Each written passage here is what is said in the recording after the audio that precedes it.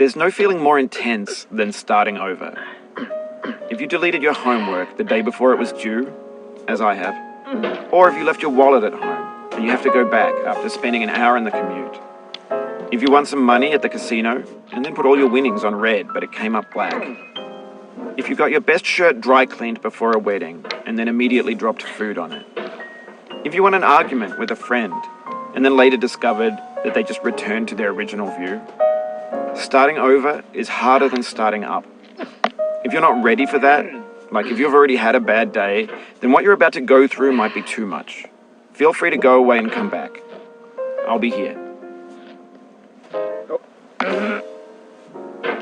Alright, thanks for coming with me on this trip. I'll understand if you have to take a break at any point. Just find a safe place to stop and quit the game. Don't worry, I'll save your progress, always, even your mistakes. This game is a homage to a free game that came out in 2002, titled Sexy Hiking. The author of that game was Jazuo, a mysterious Czech designer who was known at the time as the father of B games. And B games are rough assemblages of found objects.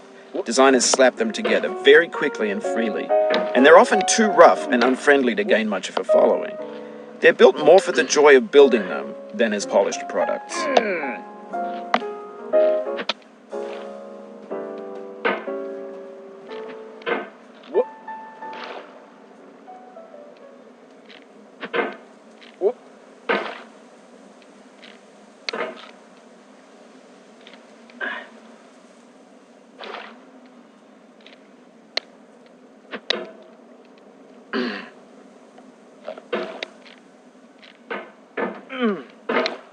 In a certain way, Sexy Hiking is the perfect embodiment of a B game.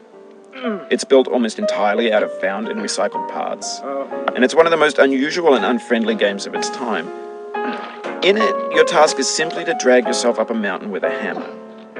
And that act of climbing, in the digital world or in real life, has certain essential properties that give the game its flavor. No amount of forward progress is guaranteed. Some cliffs are too sheer or too slippery. And the player is constantly, unremittingly in danger of falling and losing everything. Anyway, when you start Sexy Hiking, you're standing next to this dead tree that blocks the way to the entire rest of the game. It might take you an hour to get over that tree, and a lot of people never got past it. You prod and you poke at it, exploring the limits of your reach and your strength, trying to find a way up and over. And there's a sense of truth in that lack of compromise. Most obstacles in video game worlds are fake. You can be completely confident in your ability to get through them once you have the correct method or the correct equipment or just by spending enough time. In that sense, every pixelated obstacle in Sexy Hiking is real. The obstacles in Sexy Hiking are unyielding, and that makes the game uniquely frustrating. But I'm not sure Jazuo intended to make a frustrating game. The frustration is just essential to the act of climbing, and it's authentic to the process of building a game about climbing. A funny thing happened to me as I was building this mountain. I'd have an idea for a new obstacle, and I'd build it, test it, and it would usually turn out to be unreasonably hard. But I couldn't bring myself to make it easier. It already felt like my inability to get past a new obstacle was my fault, as a player rather than as a builder.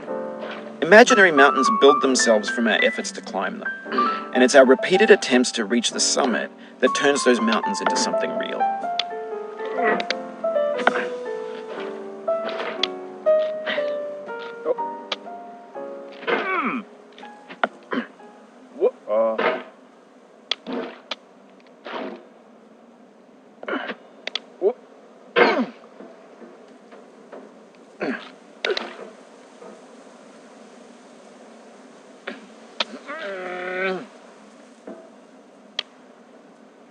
Oh, you just lost a lot of progress.